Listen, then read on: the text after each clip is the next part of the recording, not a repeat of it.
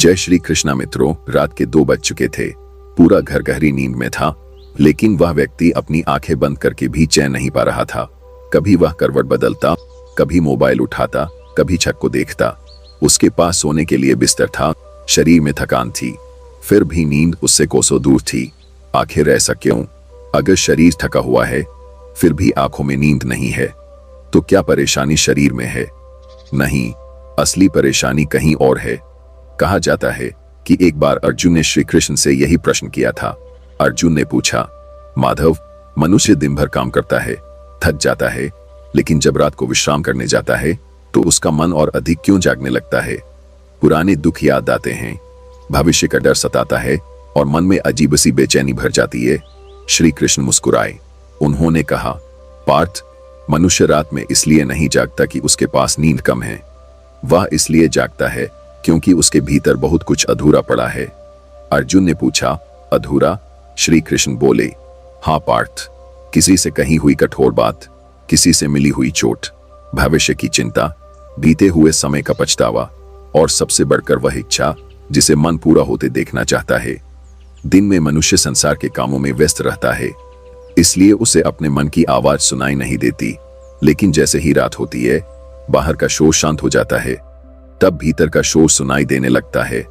अर्जुन कुछ देर शांत रहे, फिर बोले, तो क्या मनुष्य अपने मन को शांत नहीं कर सकता? श्री कृष्ण ने कहा, कर सकता है, लेकिन पहले उसे यह समझना होगा कि वह बेचैन किस कारण है। फिर श्री कृष्ण ने एक उदाहरण दिया। उन्होंने कहा, मान लो पार्थ, एक व्यक्ति के पास धन कम है। वह रात भर सोचता है, कल पैसा कहां से आएगा। दूसरा व्यक्ति धनवान है, फिर भी वह सोचता है, अगर मेरा धन कम हो गया तो। तीसरा व्यक्ति रिश्तों से परेशान है। वह सोचता है, जिसने मुझे छोड़ दिया वह मेरे साथ ऐसा क्यों कर गया। और चौथा व्यक्ति भविष्य से डरता है, कल क्या होगा। श्री कृष्ण बोले, चारों के पास अलग अलग समस्याएं हैं, लेकिन उनकी बेचैनी का मूल एक ही है, मन वर्तमान में नहीं है। जिस घटना को बदला नहीं जा सकता, मन उसे बार बार बदलने की कोशिश करता है, और जो भविष्य अभी आया ही नहीं, मन उसके परिणाम पहले ही भुगतने लगता है। इसीलिए मनुष्य रात में बिस्तर पर शरीर रखता है, लेकिन अपना मन अतीत और भविष्य में छोड़ आता है। अर्जुन ने पूछा, लेकिन माधव, चिंता अपने आप आ जाती है, उसे रोके कैसे? श्री कृष्ण ने उत्तर दिया, चिंता को रोकने का प्रयास मत करो, पहले उसे पहचानो। जब मन कहे कल क्या होगा, तो स्वयं से कहो, कल का उत्तर आज मेरे पास नहीं है। जब मन अतीत की गलती दिखाए, तो स्वयं से कहो, जो हो चुका वह अब मेरा शिक्षक है, मेरा घर नहीं।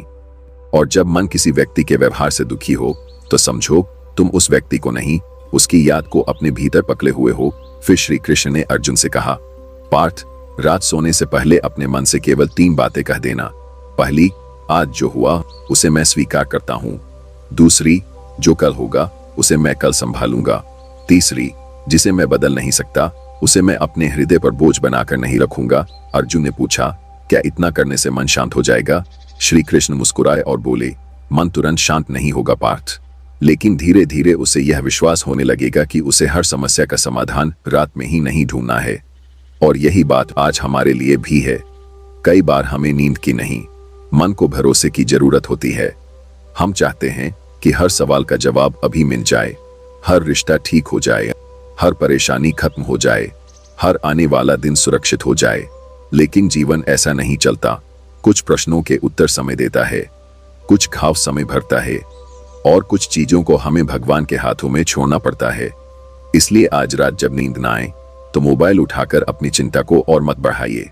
आंखें बंद कीजिए और खुद से कहिए, जो मेरे हाथ में है मैं उसके लिए प्रयास करूंगा, जो मेरे हाथ में नहीं है उसे श्री कृष्ण के चरणों में छोड़ दूंगा।